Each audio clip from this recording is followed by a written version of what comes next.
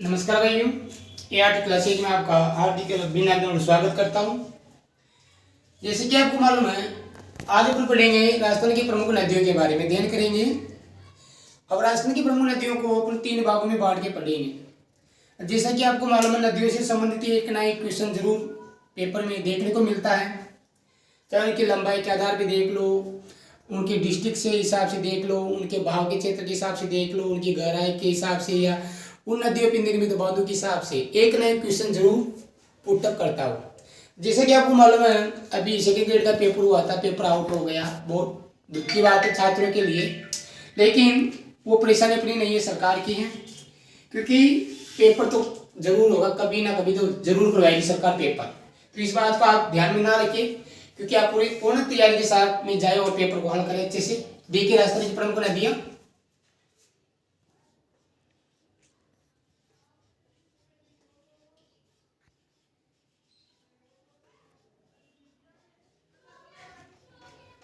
राजस्थान की प्रमुख नदियां, तो देखिए नदियों से एक ना क्वेश्चन जरूर आता है। और राजस्थान की नदियों को अपन 3 भागों में बांट के पढ़ेंगे। कितने भागों में बांट के पढ़ेंगे? 3 भागों में बांट के पढ़ेंगे।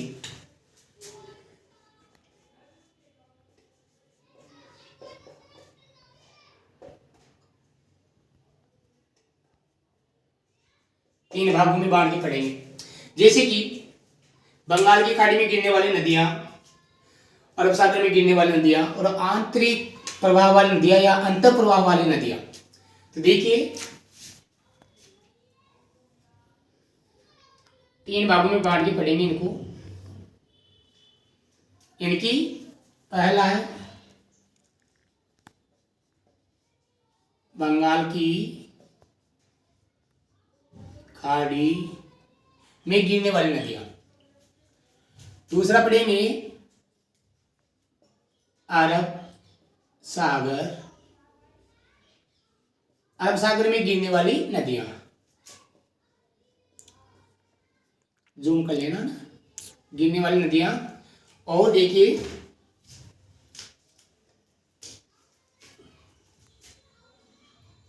अंतः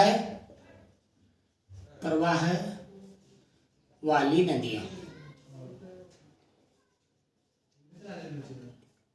अब इसमें पर क्या करेंगे, एक एक टॉपिक को क्लियर करते हुए चलेंगे कि बंगाल की खाड़ी में कौन कौन सी नदियां गिरती है, उनकी लंबाई क्या है, कहाँ से उद्गम हो रहा है, अंतिम छोर क्या है, उनकी लंबाई क्या है, किस नदी में कौन सा बांध है, वो पूरा टॉपिक हम क्लियर करते हुए चलेंगे। जैसे कि फिर अरब सागर में गिरने वाली नदियों के बारे में पढ़ेंगे उसी हिसाब से। फिर अंतर प्रवाह वाली नदियां। अब मैं आपको बता दूं कि अंतर प्रवाह वाली नदियां या आंतरिक प्रवाह वाली नदियां किसे कहते हैं। तो आपको मैं थोड़ी सी परिभाषा बता देता हूं कि आंतरिक प्रवाह वाली नदियां वो होती हैं जो राजस्थान से या कुछ दूरी पे बह के विलुप्त हो जाए, विलीन हो जाए, समाप्त हो जाए। उनका भाव आगे तक नहीं जाता है या दूसरी नदी पे मिल जाती है या नहीं मिलती, विलुप्त हो जाती है बिल्कुल। तो उनको आंतरिक प्रवाह वाली नदियां बोलते हैं। आंतरिक प्रवाह क्यों बोलते हैं? क्योंकि राज्य के अंतर्गत, जैसे कि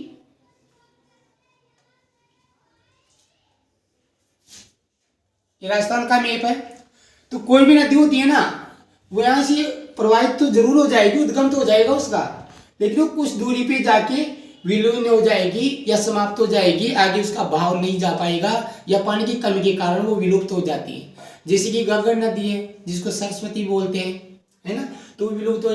जैसे कांकनी नदी है, जैसलमेर से निकलती है, 27 किलोमीटर जाने के बाद में विलुप्त हो जाती है। इस तरह तो आंतरिक प्रवाह वाली नदियां होती है जो अंदर ही अंदर, यानी कि राजस्थान की आंतरिक प्रवाह वाली नदियां होती है ना, वो बिल्कुल उनमें विलुप्त हो जाती है। तो जैसा कि अपना आंतरिक नदियों के बारे में पढ़ रहे थे, आंतरिक प्रवाह वाली नदियों के बारे में, कि वो राजस्थान में उद्गम होता है, कुछ दूरी पे जाने के बाद विलीन हो जाती है, समाप्त हो जाती है या उनका भाव आगे तक नहीं पहुंच पाता है पानी की कमी के कारण। तो देखिए राजस्थान की प्रमुख नदियां। अब देखिए बंगाल की खाड़ी में गिरने वाली नदियां। बंगाल की खाड़ी में गिरने वाली नदियां। अब देखिए बंगाली खाड़ी में गिरने वाली नदियां कौन कौन सी हैं।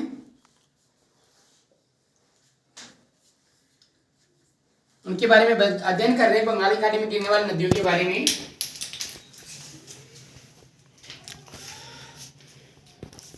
तो इसमें चंबल, चंबल, बाणगंगा, बाणगंगा, बनास, बाणगंगा, बनास, खारी और बेड़च, बेड़च आदि नदियां गिरती हैं वह उनकी सहायक नदियां, इनके बारे में आज अपन अध्ययन करेंगे। अब सहायक नदियां, जैसे कि सहायक नदियां आई है ना यहाँ पे, ये वाला सहायक नदियां, तो सहायक नदियां होती है कि एक छोटी नदी नदी नाले के माध्यम से या अपने बहाव के माध्यम से, अपनी दिशा के माध्यम से आगे जाकर दूसरी मुख्य नदी में मिल जाती है, वो सहायक नदी होती है। तो उनकी सहायक नदियों के बारे में पढ़ेंगे। तो देखिए बंगाल की खाड़ी में गिरने वाली नदियां चंबल, बाणगंगा, बनास, खारी और बेड़च आदि नदियों के बारे में अपन अध्ययन करेंगे और उनकी प्रमुख सहायक नदियों के बारे में अध्ययन करेंगे, जो कि बंगाल की खाड़ी में अपना जल उड़ेलती है, अपना जल ले जाती है। मैप के हिसाब से देखिए,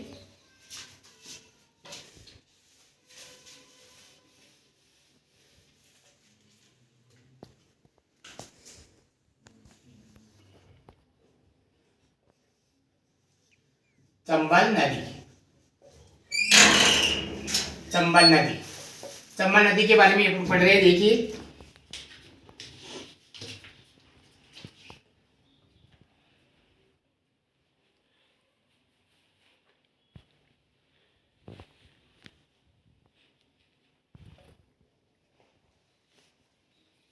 ये राजस्थान का मैप है।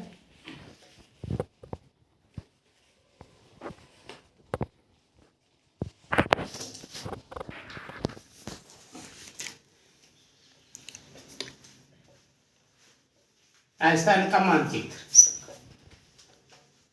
मानचित्र तो देखिए चंबल नदी का उद्गम देख लीजिए पहले। इधर ये एमपी है, क्योंकि राजस्थान राज्य की सीमा 5 राज्यों से लगी थी ना, इधर एमपी, इधर यूपी, हरियाणा, पंजाब और इधर गुजरात है ना। तो इधर एमपी देखिए, ये एमपी की पहाड़ियां हैं।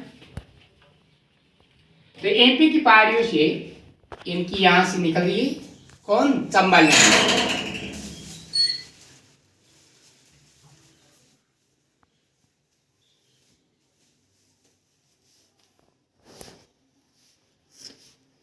चंबल नदी देखिए मध्य प्रदेश की जनापाओ की पहाड़ी से निकल रही है, मऊ के प्रदेश मऊ पर्वतमाला से। तो ये देखिए मध्य प्रदेश की जनापाओ की पहाड़ी से कौन सी नदी निकल रही है, मध्य प्रदेश की जनापाओ की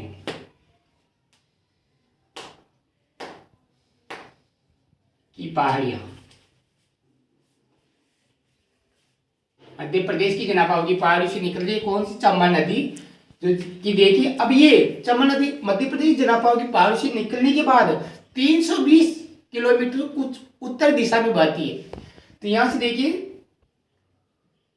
यहां से ये वापस उत्तर की तरफ मुड़ जाती है, यहाँ पे ये ऊपर जा रही है, यानी ये वाला भाग है ना 320 किलोमीटर कुछ उत्तर की पूर्व बहने के बाद में वापिस मध्य प्रदेश के 84 गढ़ से, यानी कि राजस्थान के बेसलोरगढ़ चित्तौड़गढ़ में प्रवेश करती है। यहाँ कहां से प्रवेश करती है राजस्थान में, यहाँ पे चित्तौड़गढ़ है, चित्तौड़गढ़ में। और इससे पहले मैं आपको बता दूं कि मध्य प्रदेश में इसी नदी में चंबल नदी पर गांधी सागर बांध बना हुआ है। कहां पे बना हुआ है, गांधी सागर बांध। ये यहां पे देखिए, ये गांधी सागर बांध है।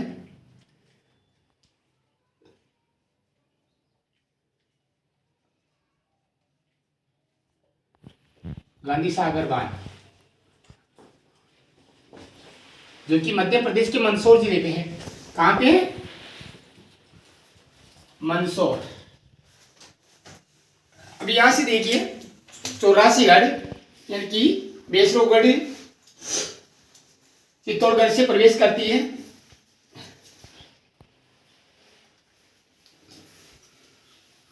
अब यहां से ये चलती है कोटा, इधर ये कोटा की तरफ आ जाती है, फिर बूंदी आ जाती है इधर, फिर सवाई माधोपुर, फिर करौली और यहाँ पे धौलपुर। मैं थोड़ा सा रॉन्ग बन गया अपने यहाँ पे।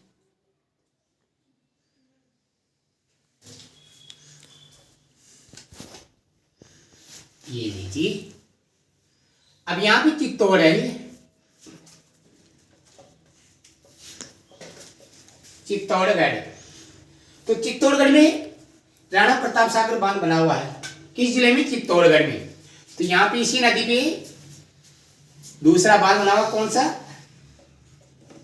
राणा प्रताप सागर बांध, जो कि किस जिले में है? चित्तौड़गढ़ में। अब मैं बता दूं आपको कि पहले इसकी लंबाई देख लीजिए, चंबल नदी की लंबाई।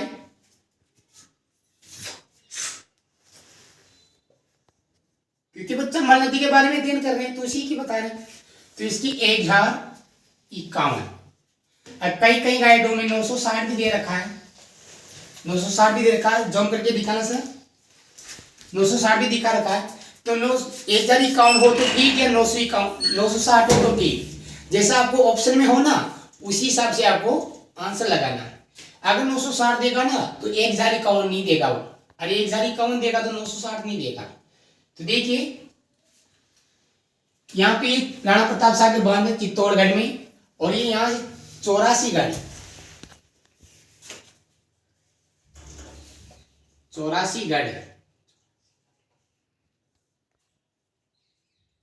84गढ़ से राज्य में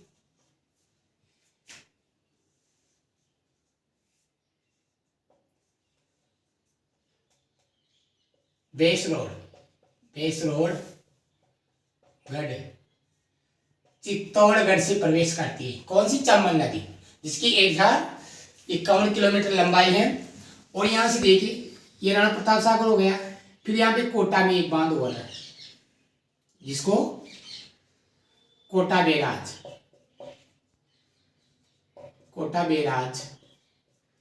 फिर आगे चलिए इधर बूंदी, ये बूंदी पे आ गया इधर।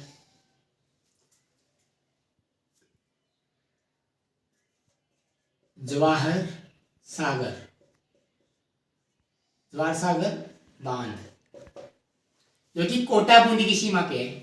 अब कोटा बूंदी की चित्तौड़गढ़ से कोटा बूंदी की तरफ चलती हुई है सवाई माधोपुर धौलपुर तक, यानी कि सवाई माधोपुर से, यानी कि ये तो आ गया अपने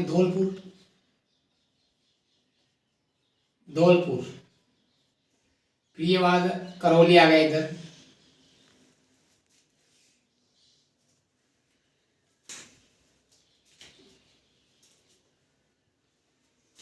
यानी कि सवाई माधोपुर करौली धौलपुर में बहती हुई यहाँ पे ये मुरादगंज इटावा के पास यूपी के अंतर्गत, क्योंकि यूपी आ गई इधर इस हिसाब से इटावा, कि मुरादगंज के भाई इटावा में यमुना नदी में मिल जाती है। कौन सी? चंबल नदी।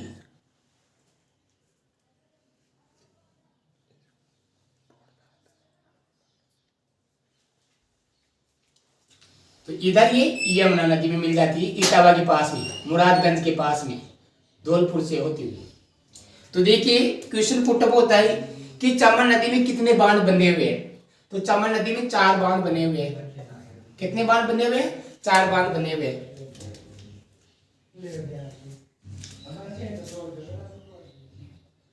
ये चंबल नदी निकल रही है, ये बांध आ गया,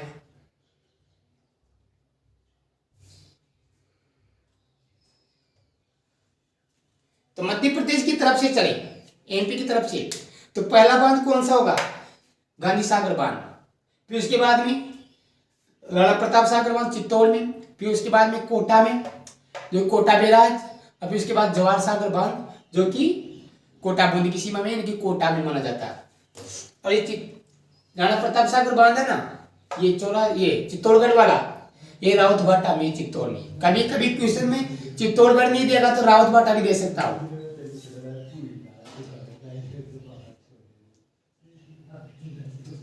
राउत भाटा, इस बात को ध्यान में रखिए, है ना। तो चमन नदी पे 4 बांध बने हुए हैं और 320 किलोमीटर ये उत्तर में बहने के बाद, यानी कि यहाँ से उत्तर में बह गए 320 किलोमीटर, तथा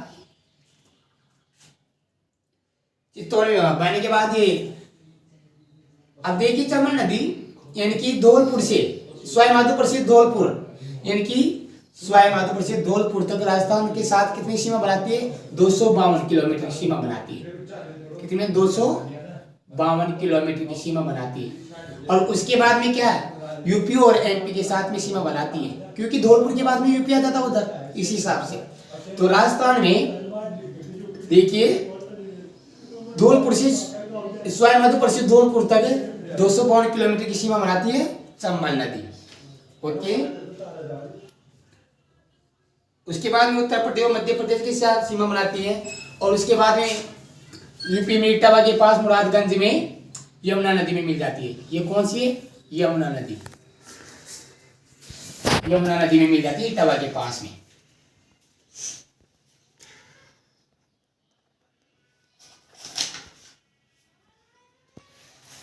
हाँ, अब ये देखिए, अब यहां से 84 से प्रवेश किया, इधर धौलपुरा तक आ गए, यानी कि यहां से चित्तौड़गढ़ से ये वाली दूरी, इनकी राजस्थान में चंबल नदी की लंबाई कितनी है? 322 किलोमीटर। 322 किलोमीटर। क्वेश्चन आ जाता है कि चंबल नदी की राजस्थान में कितनी लंबाई है? 322 किलोमीटर। उत्तर में कितनी बहती है? 320 किलोमीटर। और चंबल नदी धौलपुर से सवाई माधोपुर तक के बीच में कितनी, मध्य प्रदेश के साथ कितनी सीमा बनाती है? यानी कि 252 किलोमीटर की सीमा बनाती है। इस नदी पर 4 बांध निर्मित है और मध्य प्रदेश की जना पहाड़ी की पहाड़ी से निकला हुआ है। इस नदी पर 4 बांध निर्मित है। पहला बांध मध्य प्रदेश के मंदसौर में है, जो कि गांधी सागर बांध है। नंबर दूसरा बांध है चित्तौड़गढ़ में, जो कि राउत भाटा में है। फिर आता है इसमें दूसरा बांध, तीसरा बांध सॉरी, एकदम मध्य प्रदेश से चल रहे ना पुलिस हिसाब से, तो कोटा में आता कोटा बेड़ा, जो कि कोटा जिला में है। और लास्ट बांध अपना जवाहर सागर बांध, जो कि कोटा और बूंदी की सीमा में है, इसलिए कोटा आंसर आता है उसमें। कभी कभी अब कोटा बूंदी भी दे देता है, तो दोनों ऑप्शन सही है उसमें, लेकिन जो ऑप्शन होगा ना कोटा ही करके आना, क्योंकि उसका अधिकतर भाग क्या है? कोटा में आता है, इसलिए जवाहर सागर बांध कहाँ पे? कोटा में। और दोनों आ जाए कोटा बूंदी, तो कोटा बूंदी करेक्ट है इसे। राजस्थान में इसकी कुल लंबाई 322 किलोमीटर है। उत्तर में कितनी बहती है? उत्तर में 320 किलोमीटर। तब मध्य प्रदेश और राजस्थान के बीच में कितनी सीमा बनाती है? 252 किलोमीटर की सीमा बनाती है। इसकी लंबाई 1051 है। ओके, तो ये बंगाल की खाड़ी में गिरने वाली राज्य की लंबी नदी थी चंबल नदी। और सर्वाधिक अवनलिका अपर्दन इसी नदी पे बनता है। किस नदी पे? चंबल नदी पे। उत्खाद भी कब बोलते हैं इसको? अवनालिका बोलते हैं, अपर्दन बोलते हैं। तो सर्वाधिक उत्खाद वाली, कंदरों वाली इसी नदी को बोलते हैं, चंबल नदी को, जो कि राज्य के, अब देखिए ये राज्य के 3 राज्यों के साथ सीमा बनाती है। कितने राज्यों में प्रवाहित होती है? 3 राज्यों में। 3 राज्यों में देखिए कौन कौन सा। पहला तो इधर आ गया, जो कि गांधी सागर बंधा हुआ था, मध्य प्रदेश से निकल गया ना, तो एमपी आ गया, मध्य प्रदेश। फिर यहाँ 84 से धौलपुर तक आ गया राजस्थान। और फिर इधर धौलपुर के बाद में यूपी।